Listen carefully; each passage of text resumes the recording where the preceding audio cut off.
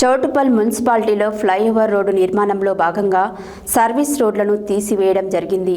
మట్టితో గుంతలతో సర్వీస్ రోడ్లు మారడం వల్ల అనేక ప్రమాదాలకు గురవుతున్నారని సిపిఎం పార్టీ సమావేశంలో నిర్ణయం తీసుకొని చౌటుప్పల్ మున్సిపల్ రోడ్డును త్వరగా పూర్తి చేయాలని నిరసన కార్యక్రమం చేపట్టడం జరిగింది. ఈ సందర్భంగా సిపిఎం పార్టీ మున్సిపల్ కార్యదర్శి గోషిక కరుణాకర్ మాట్లాడుతూ గత 6 నెలల క్రితం హైవే రోడ్డు విస్తరణలో భాగంగా ఇరువైపులా ఉన్నటువంటి సర్వీస్ రోడ్లను డ్రైనేజీలను తొలగించడం జరిగింది. చౌటుప్పల్ మున్సిపాలిటీలో ఫ్లైఓవర్ రోడ్డు నిర్మాణంలో భాగంగా సర్వీసెస్ రోడ్డును తీసివేయడం జరిగింది. మట్టితో గుంతలతో సర్వీస్ రోడ్లు మారడం వల్ల అనేక ప్రమాదాలకు గురవుతున్నాయని సిపిఎం పార్టీ సమావేశంలో నిర్ణయం తీసుకుని చౌటుప్పల్ మున్సిపల్ రోడ్డును త్వరగా పూర్తి చేయాలనే నిరసన కార్యక్రమం చేపట్టడం జరిగింది.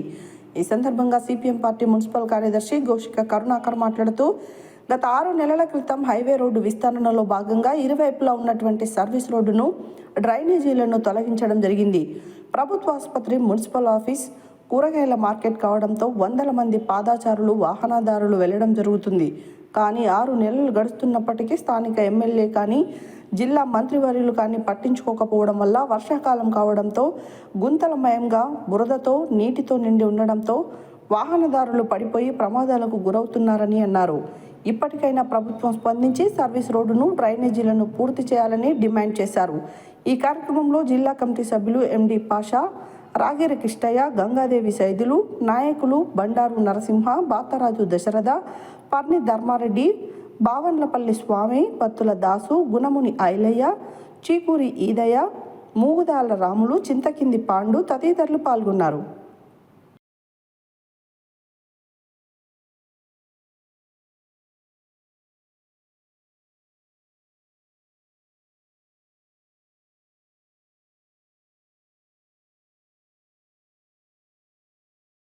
రోడ్లను పూర్తి చేయాలి.